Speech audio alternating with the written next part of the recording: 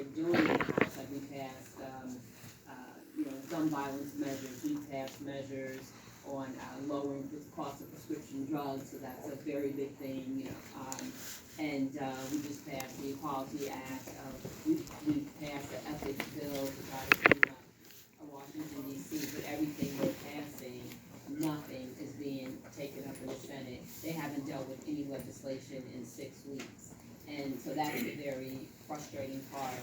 And what we would say to all of you is to please make your voices heard in the Senate. Luckily, we have Duckworth and Durbin, who, in my opinion, are on the right side.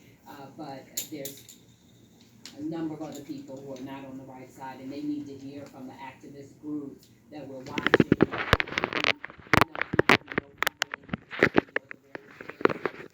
Very important that you contact friends and family or a lot of union alliances, whoever, to contact those legislators and to contact Mitch McConnell so we can try to get things moving. Or, if things don't get moving, remind your people that they didn't get moving when it comes time to voting, because all of us are, up this year, all the House members, and then there's a number of senators that are up this year too. We need to make sure we put the pressure on them. So even though there is bipartisan legislation or different ideas that we want to put forward, right now, it's not going to move, and pass in the Senate. And actually, the president said he wasn't going to sign anything. So that's a big problem. And as far as the environment, that was really my introduction to the 10th Ward when we worked on the Petco issue. And even though we had, more positive results from that, I know that, and I'm going to make sure I get everything right, so I'm going to turn to the page. The issues around manganese, we've been working with Senator Garza, and I'm just going to read this to you. Recently, the U.S. Army Corps of Engineers, you might know some of this, unveiled its latest plan for disposing of contaminated dredge materials for the next 20 years. And that was a huge win. They're going to stay where they're at, so they're not going to clean another hole. Thank you for that. Thank you. Oh, I'm sorry. No, but thank you for that. Thank you for that. You were a big advocate, and you helped us on that, so I'm sorry. Go ahead. Right, so they're not going to go to another place. They'll place the dredge materials on top of the existing dredge material landfill, known as combined disposal facility at the CDF, which is located on Fort District property at the lakefront. After years of searching for a new site, all of which were rejected by the community, your voices were heard, and soon the Alderwoman's voice was heard. It seems most important, the vertical expansion of the current CDF because it's remote, safe, and not in the neighborhoods. And I know that there's still some people not fully on board, but I know this community will continue working together on this issue and holding people accountable. Finally, as far as manganese, that we've been working with you guys for about a year, S.H. Bell and Watco store and distribute the elemental manganese to local steel mills. Like the Petco issue we worked to address a few years ago, I'm pressuring the Congressional Research Service and the U.S. EPA for more information, especially on the potential health and safety impact on local residents.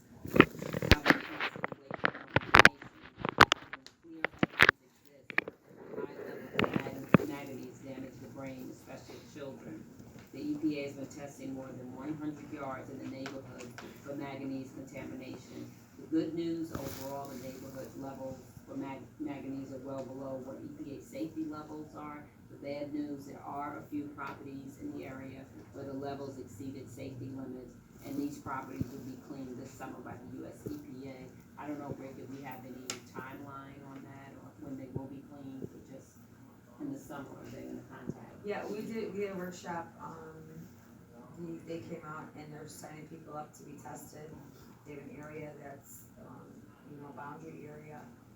Watco actually came out and said, as you all know, we talked about it, that Watco will no longer be handling anything. So that's a huge win. So thank you, your letters to them. Well, thank you guys, because your voices also. And the Senate senators and I will continue to hold EPA's feet to the fire, so we want to continue to be informed of, what's going on. We want them to continue monitoring and continue testing and remediating and continue cleanup efforts in the neighborhood. And if there's any issues, it's really, really important that you keep us informed of that.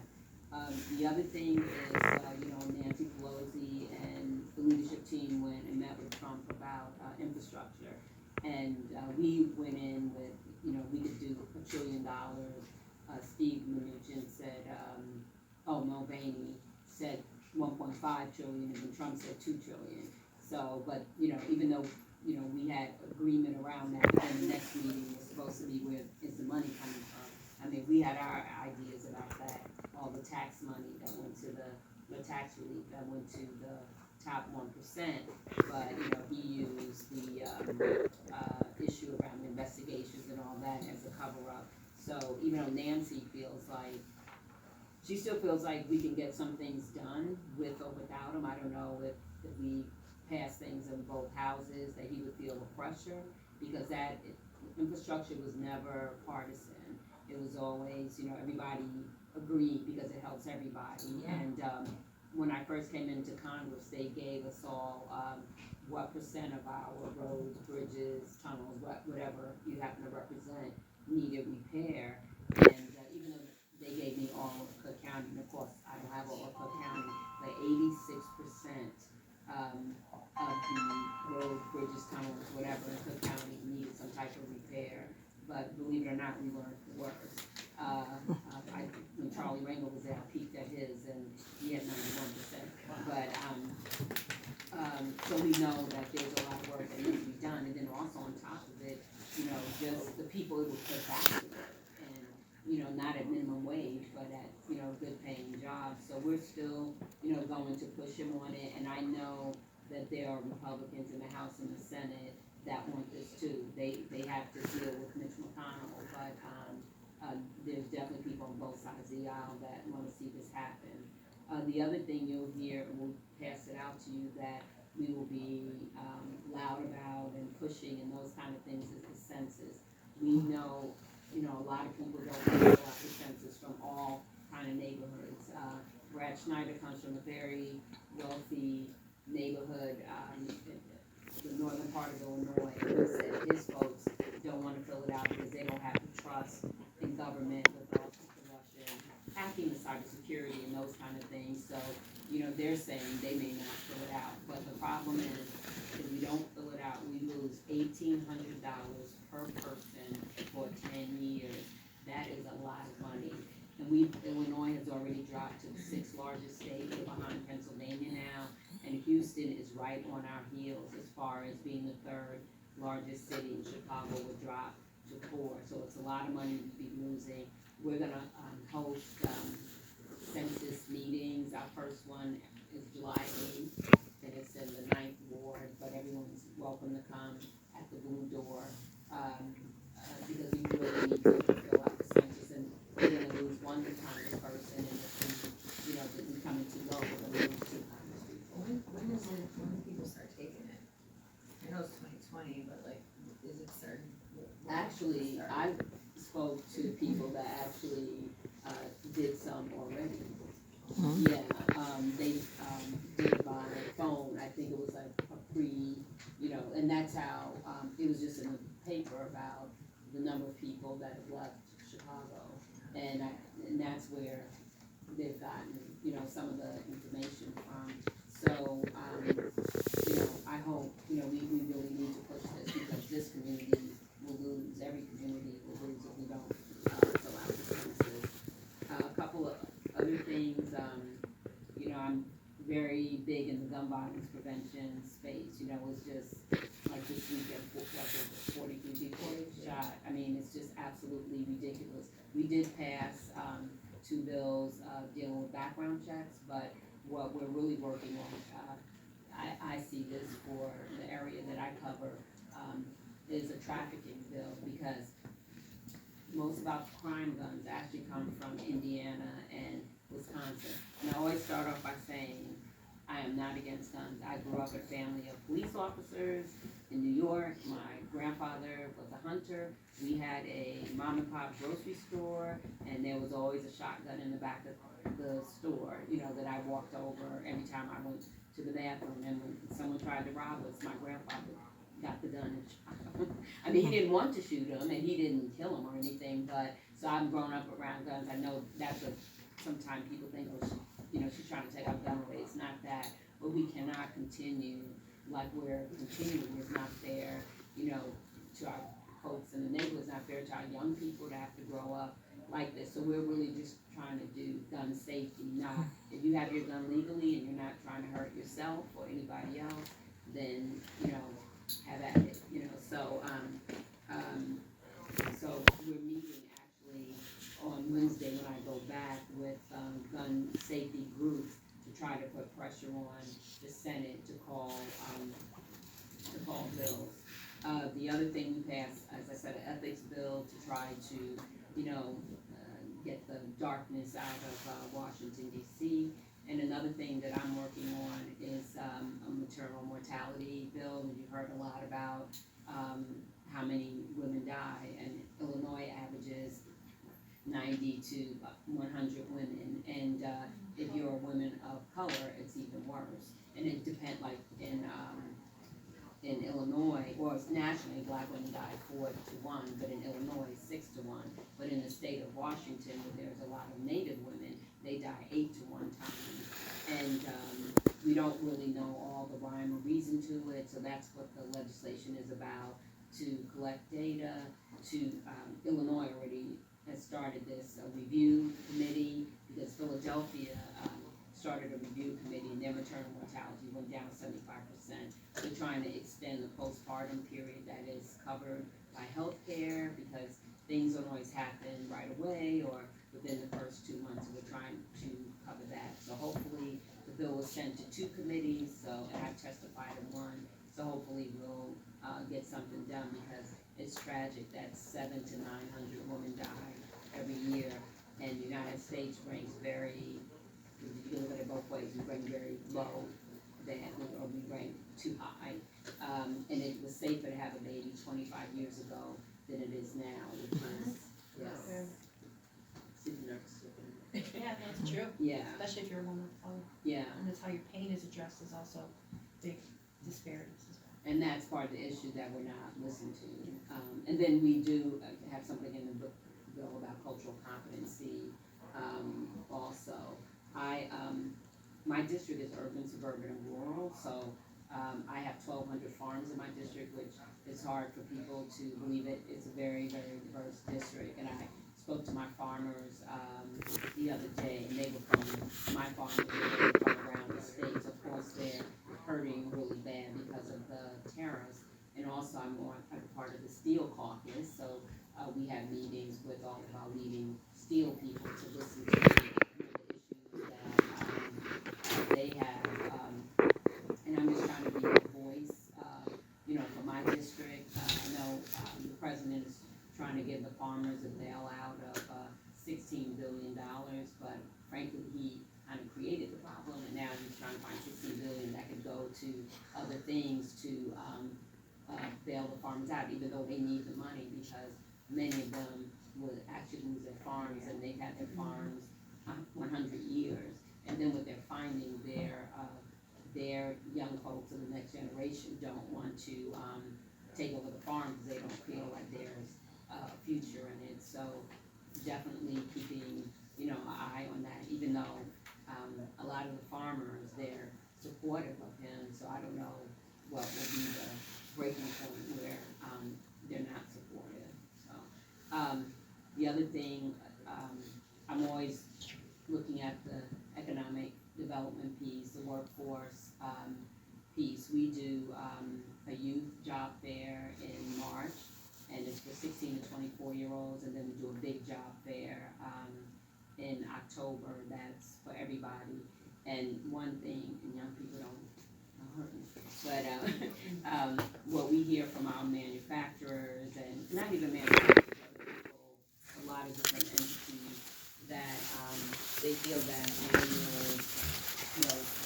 as they say, the soft skills, but they're really essential skills that they all say the same thing, that not coming to work on time, taking a sick day as soon as you get it, the way you talk to the other employees. So we say those are essential skills that we need to work, with our young people on. And when we do our youth fair, that's 16 to 24, we have a training before to make sure that people know how to come to work and, come to the job fair looking appropriately. And we know everybody doesn't have a suit or, can't afford certain things, but when you wear your hoodie, at least don't wear your hood.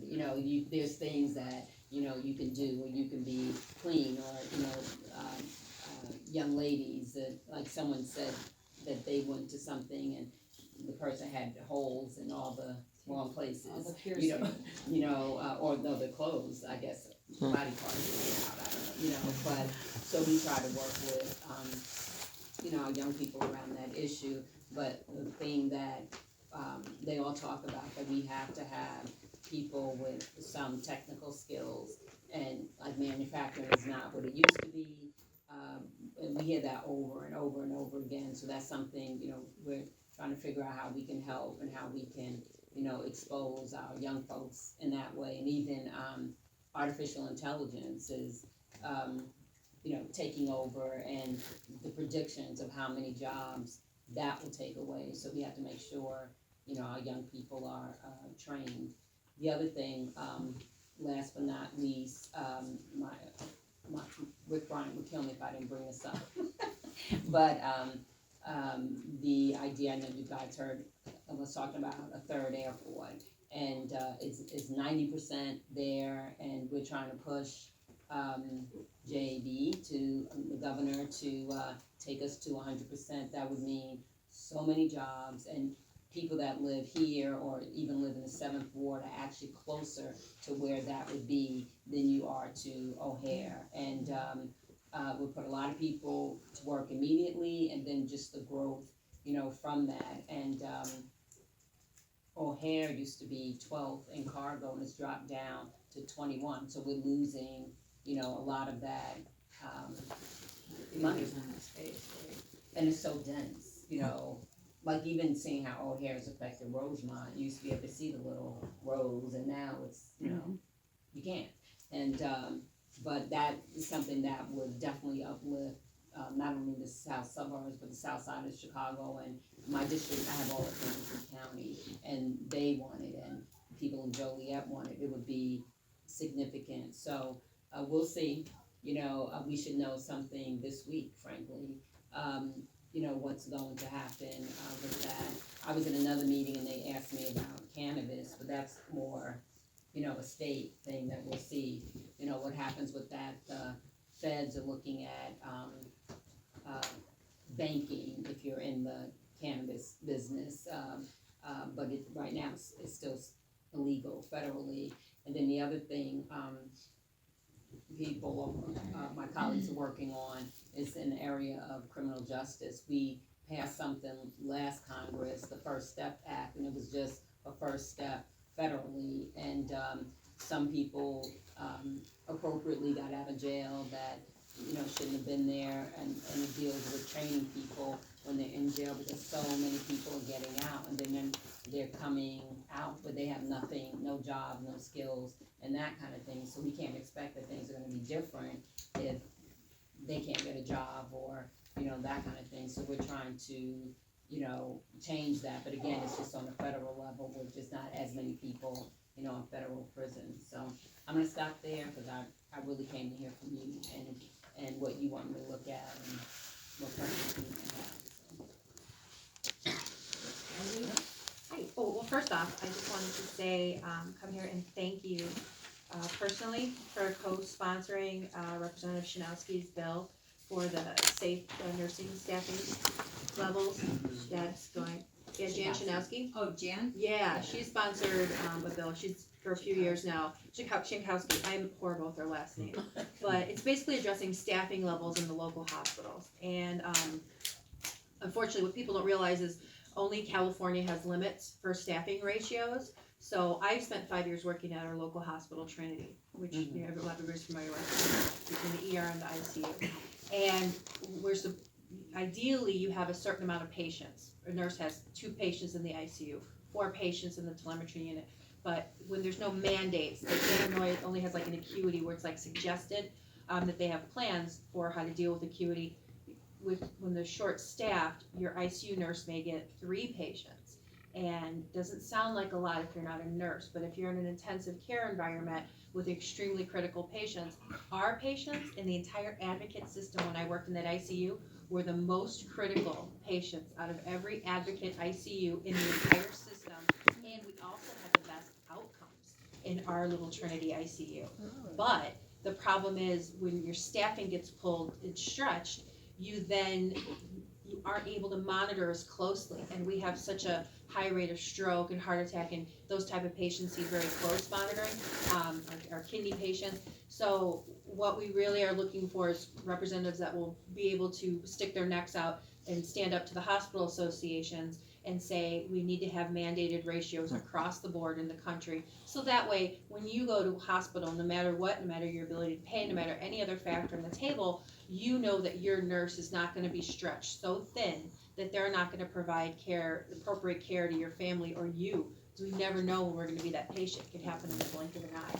So I just want to thank you personally for sponsoring that, and I also wanted to just ask if you would support the other bill for the workplace violence prevention for healthcare and social service workers in the House. That is HR 1309. It's sponsored by Representative Joe Courtney from Connecticut, Democrat. And this bill has been tried 3 times. Each time it keeps dying in committee. This is not a law enforcement bill where you punish people and give them, extended charges or anything for assaulting healthcare workers. This is literally just demanding that the Department of Labor work with state and with OSHA to develop training plans for healthcare services and social service agencies that will be mandated to train their employees and their systems in how to prevent violence. I've had my head pulled through the slats of a gurney and emerged by a mental health crisis patient. Assaulted, spit on, kicked, bit, and that's every other colleague I know in healthcare. It is literally more dangerous than, I know Steve might disagree, but in certain studies it's more dangerous than even being a law enforcement officer, being either a social service worker or a nurse or healthcare worker in a high stress environment like a psych ward or an emergency room. Even in the ICU we saw this. So what this bill does is it also, it really just invests in training, record keeping for incidents of violence towards healthcare workers and social workers, developing plans, and then also whistleblower protections. Often when we would be assaulted at work, we were discouraged from reporting that. It's already an aggravated charge.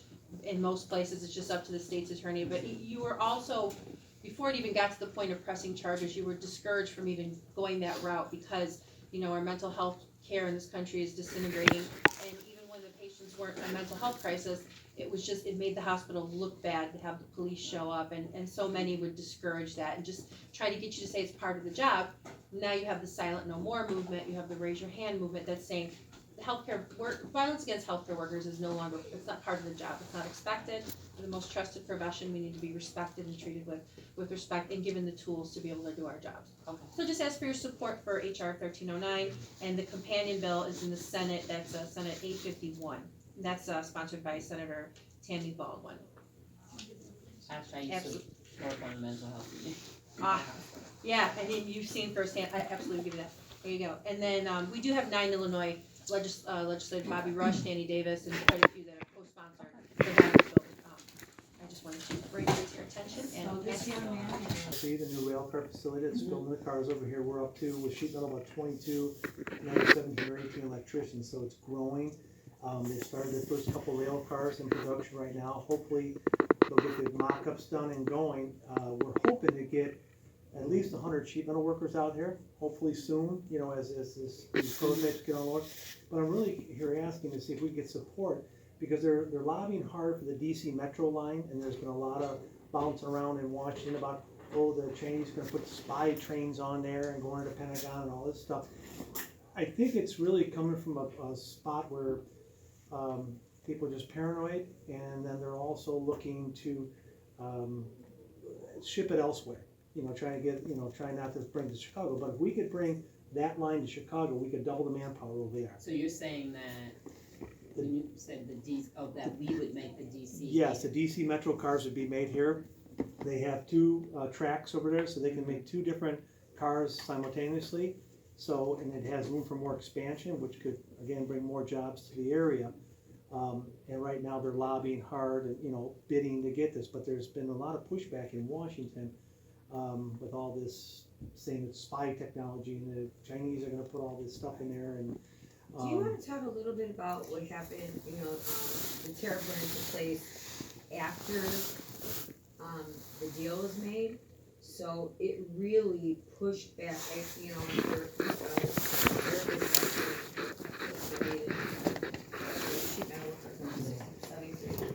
Yeah, we had a go and we finally, with the tariffs and stuff, it really put everything on hold, pushed everything back. They were really nervous about what are they gonna do now, because now you're gonna have the pricing of everything.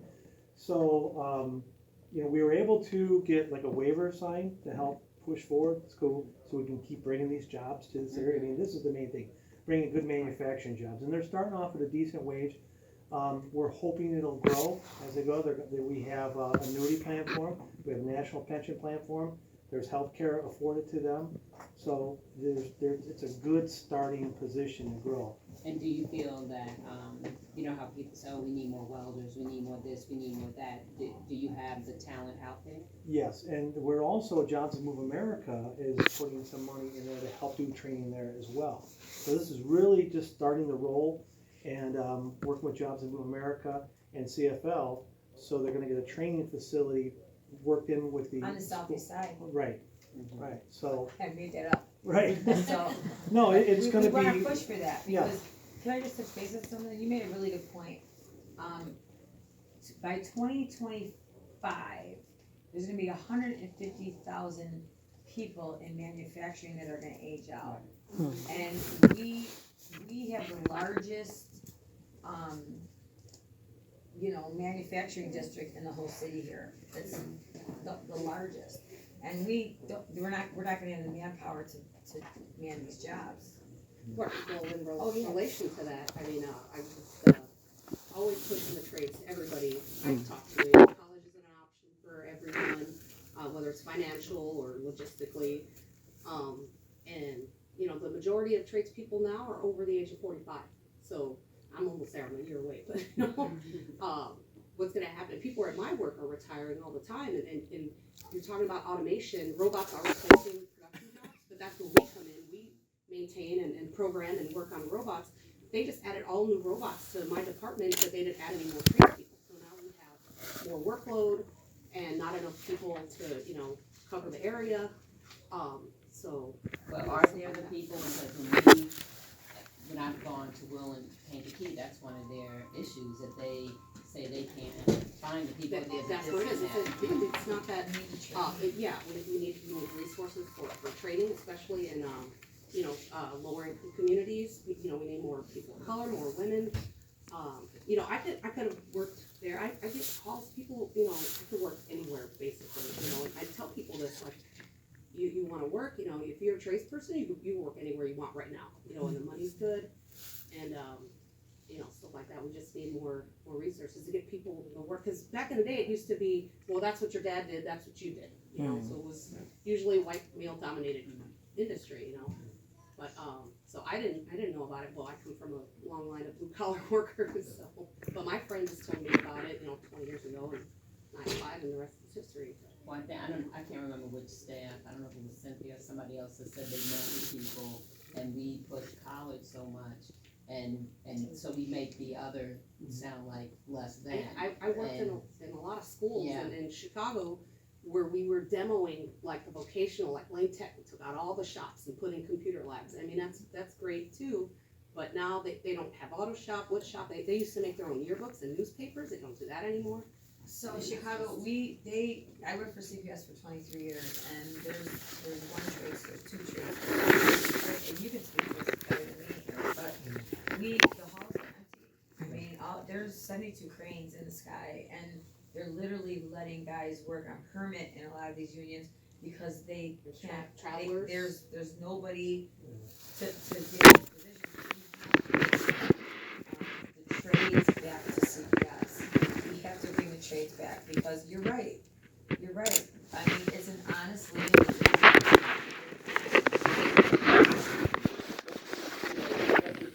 An eighth grader selling their equivalent, and then some go to university, some go to the trades. I mean, Well, we have to remove the stigmatism on it. College isn't for everybody. The trades are hard, they're demanding.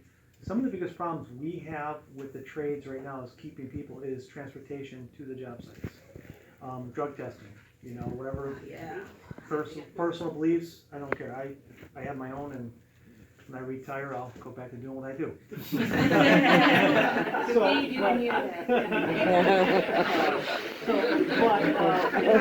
We have a big problem with that.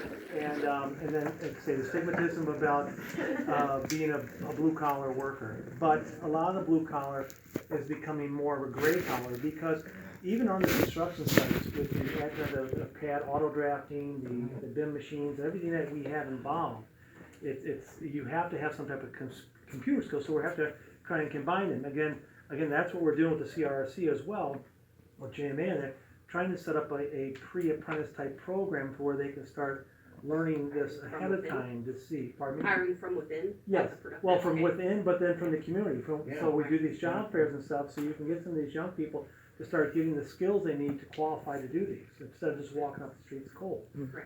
So, And that's what some of the companies said too, that they can't find people with the technical acumen, and they said you don't need 4 years of college and Do all they of still that, have but- the WIA? Are the WIA funds still available for, because I know when that's how I got through my last year in nursing school at City College, was I won WIA funds. And Well- some of the trades they apply to, like manufacturing and certain. I can't think of the name. The workforce- the work- No, workforce- what Karen Norrington Reed's does, city, The workforce, yes. yeah.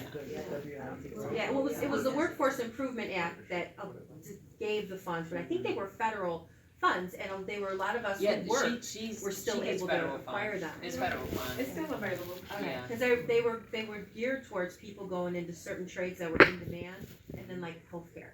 So Mhm. because areas that there are shortage, and they're basically like a loan forgiveness, where you work in Illinois for a year after graduating, and then you're forgiven. Mhm. And they cover transportation, you get your gas reimbursed, uniforms, it was great, because there used to be 4 RN programs throughout the city colleges, now they've condensed it to one, and, you They're have still a. there, but I don't know what their, Nothing. focus is. Yeah. Washington Heights Workforce Center still offers that. They do, because they're a great resource. Some of it within the trades technicians, our guys go from 8,000 to 10,000 hours of training before they turn out as journey people.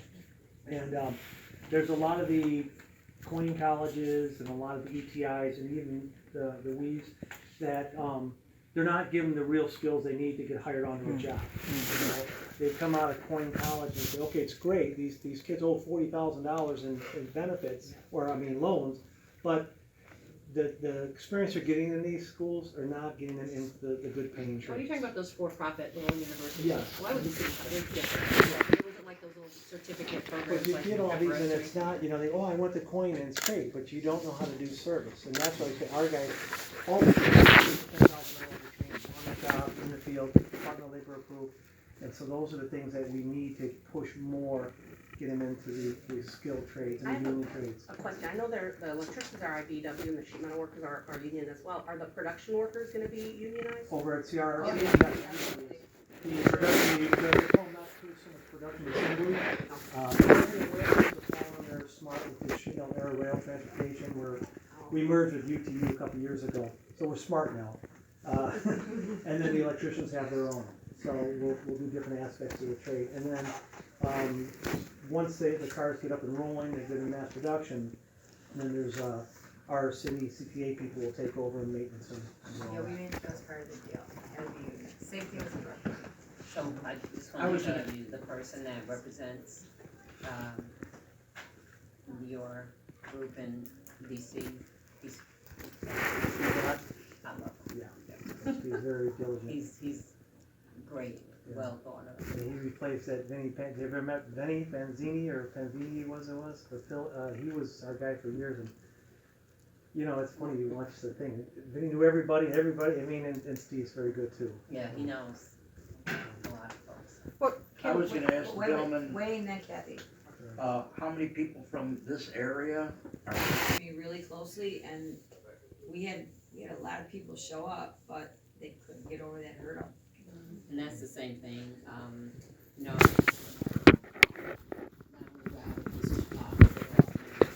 suburban towns I have, and that's the same thing, when it comes to, those wanting to be police officers, right beside, you know, the union jobs with the police jobs too, they're running into Because I think, it's, part-time. you know, along with education, you know, good jobs are gonna be a deterrent for somebody who's looking to join a gang.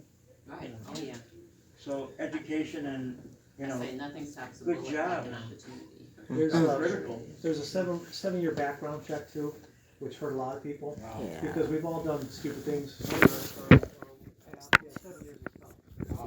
So we're trying to work on that and get that knocked down, you know? does that come from the company Yes. itself? Yeah. Wow, that is. It's a tough one. I'm glad you have that one.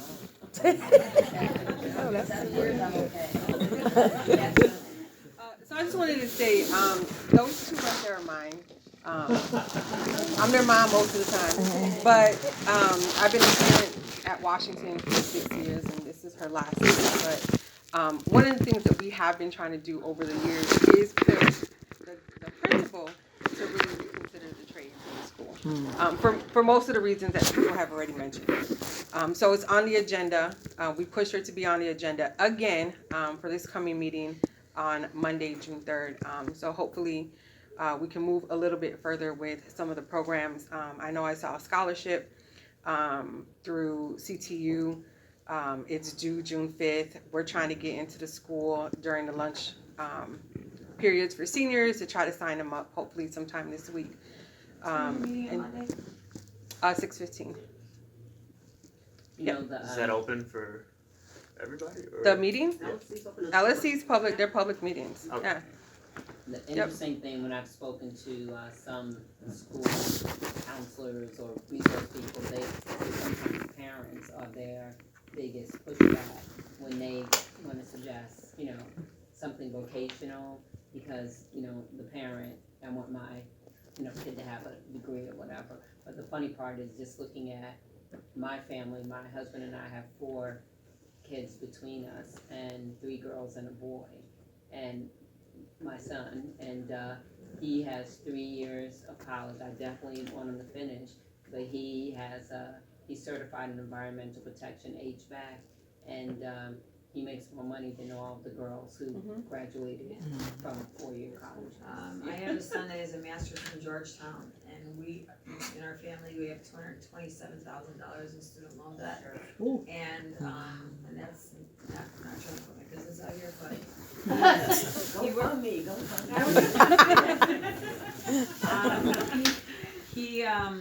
he worked for the Chicago Cubs for a little while, doing marketing, because that's his degree, and now he's not even working. So, because he's making way more money. And don't forget the union trades, we pay you to go to school. That's right, We that's pay you to right. go to school.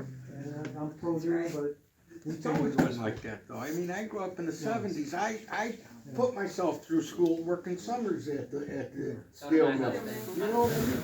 And when I first got out of law school for the first 10 years, the guys that went right into the trades after high school were making more than me then. So I mean, you know. Looking at elementary, Maybe, depending. Why do you say that? Depending I think I heard it on the news today. You said my governor. Yeah. But according to what he said, most of the people's taxes just go up. I mean, I don't know if it's good or bad, it's just. Well, so are you talking about the fair income tax? Yeah.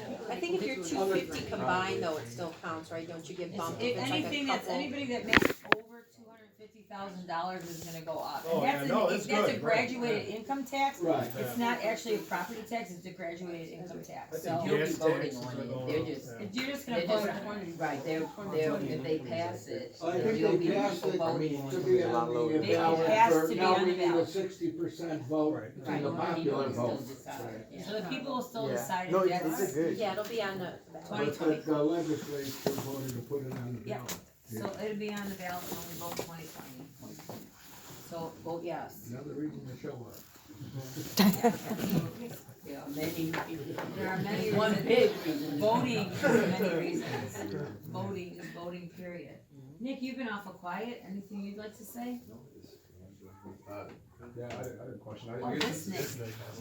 Since it was brought up too, I wanted to ask a question about the opportunity zones. And I guess for everyone that doesn't know, opportunity zones, it's a new federal program where investors can basically take their profits from stocks, real estate, whatever, and invest it into communities that are designated as basically blighted. We have a few here in 10th Ward and probably many in the south suburbs. So 50. 50? Wow. So yeah, and it's, Around, I mean, some of them probably cross over with Bobby, but you know, Chicago Heights and Dalton and Markham and Harvey. Yeah, Harvey. yeah. So I guess like since it's such a new program, I've heard some people say that it's I personally would want more investment in this neighborhood, but there's no protections currently to ensure that I guess widespread displacement isn't happening. I guess there's no accountability. Are you from what it reading my seems like. little notes? I'm not. But I No, guess that is one of the concerns that we talked about last week in DC, that, some of the opportunity zones that have already occurred, I'm not talking about Illinois, but my colleague from South Carolina raised this, that it's more elite stuff being built, so the average person, I'm not even saying low income, the average person, is looking for what's going on, and they are being displaced, so we're talking about the unintended, more, parameters or guidelines or whatever, in them, because that is, we talked about that exact thing. So I guess what are some things that we can do to, I guess, make sure that more investment does come, as activists in the neighborhood, and I guess it comes not at the expense of, residents right now. Well, you guys still have or however it is now, the say-so of who comes in and what they're, like, you don't have to let people come in. Well, Or do you? part of Or it, there has to be zoning is, if I it's guess if zoned it's, to do, one of the hardest things. private property. then One you of the, have to- I don't have anything to say on who U.S. Steel sells the property to. I mean, we can push back actively, like, through activism, right? That's how we got Petco out of here. That's how we stopped Waco from, with Congresswoman Kelly's help as well. But, we have the biggest industrial corridor in the city. That corridor is zoned for industry. And part of the reason that they did that was so that people couldn't say, you can't come here. Because a lot of people use zoning to do what they want, right? If there's a parcel along the river that's zoned to sell giraffes, and a giraffe seller comes to that parcel, legally, we can speak out and say, we don't want those giraffes here, but they can sue the city and say it's zoned for that use, and they'll win. So, has happened to us already, so, So people can have a voice, because we've seen, I think it was in Glenwood, right? They thought that, they thought a nuclear plant, or what did they think? They thought it was a nuclear plant, but it wasn't, it was. No. And, see, they didn't have the right information, because they complained so much of business with you, but people can have a voice, because most companies don't wanna be with their, not one. That would have created a lot of jobs out there for that, and I that know, field just and the sitting people there did empty. not understand. No, they was not getting the proper information. so the 100th Street, the parcel on 100th Street is a good example. Century Docks bought it, and they wanted to put a rock crushing facility there. And we had a meeting, and we spoke with the company, we met with the company, we brought the company to the table, I brought the environmental people to the table. We had a big conversation over and over and over, and they're not putting a rock crushing facility there anymore. The railroad is actually taking over, so. Wow. So, yeah, you can push back, it's still zone industrial, but the railroad's taking it, so. Did they ever think about changing the zoning too? You can change the zoning, but it's really hard in industrial corridors, because that's what it was made to do, to keep that way. I mean, our river is never gonna be the river walk. Some people were against the dredging. I mean, Congresswoman Kelly and I talked, we have 5,600 people that work along that river. We have to dredge it. It's a federal waterway, and I mean, boats have to get through that. We have to dredge it. We just don't want them digging a new hole and putting it on 106th Avenue O. So, What about green jobs? I mean, there's no reason why blue collar and the environmental movement can't get together and be like, okay, these are jobs, they're good for the community, but they're also environmentally friendly, you know, and put them in these industrial zones. Gotham Greens is coming over the 9th Ward over there, next by Walmart. Right now, the facility on the face isn't that much, but there's lots slated to go behind that one. They have a rooftop at The method, yeah. Yeah. That's great. But the federal opportunity zones are set to expire, correct? Does that expire from the act? I don't know if there's somebody said, oh, those funds go away after a couple more years or something, but I think you're thinking about TIF. TIF expires. Well, TIF expires, yeah, but no, from the federal opportunity zones from the tax bill. Okay. It's set to expire in 2027. Okay, so it's still got a ways, cause I mean, there's been talk, people come and like remediate US Steel using the federal opportunity zone money, so they can actually remediate the soil and get rid of some of that slag and then do some development. We got time for one more question. Real quick, what committees do you sit on? It's a very good question, I was going to say. I finally got on Energy and Commerce. It took me 3 tries, because that's one of the A committees to be on. And I'm on healthcare, consumer protection, 'cause that's what I'm really about. That's near and dear to my heart. Jan Schakowsky runs that committee, and then I'm on energy. I didn't think I would be on energy, but when you just come in, you're like, you know, the little nothing. And so all the senior people pick, and then I thought I was gonna be on communication and technology, because I used to be the ranking member on IT when I was on another committee. So I'm on that committee, and I still stayed on oversight and reform. I said I was tortured for 6 years, and now I'm gonna do the torturing, but I'm kidding. But, and then on that committee, I'm on national security, because I was on foreign affairs and had to give that up, so I'm on national security and civil rights and civil liberties. So, and I like very much both my committees, everything runs through energy and commerce and ways and means, so, you know, I get a flavor of everything, and it's on energy and commerce, so we'll be able to lower healthcare prices on, you know, oversight.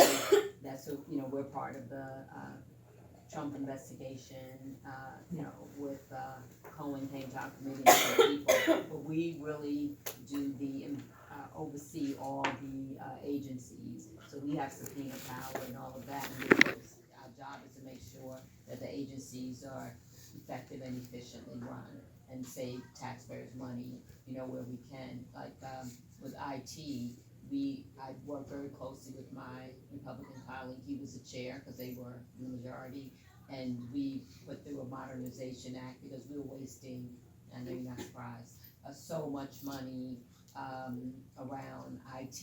And the other problem is I was the chief of staff in the treasurer's office. It was the same thing, that what they're using is so old, but IT is so expensive. Like they talked about using, now I can't even remember, Cobalt.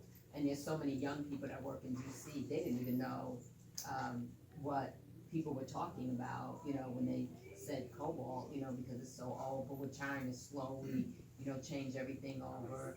And we switched the reporting order, because before the chief IT people didn't even report to like the head people, they reported to some other people, so issues kind of got lost, but we changed that around.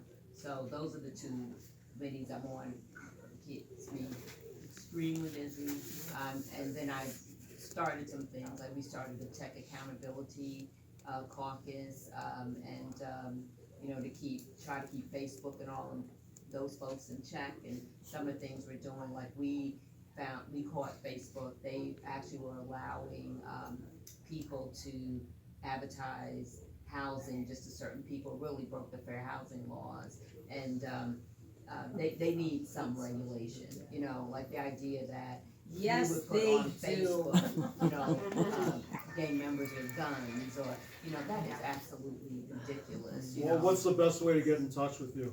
But I have a card, but is my boss in here? There he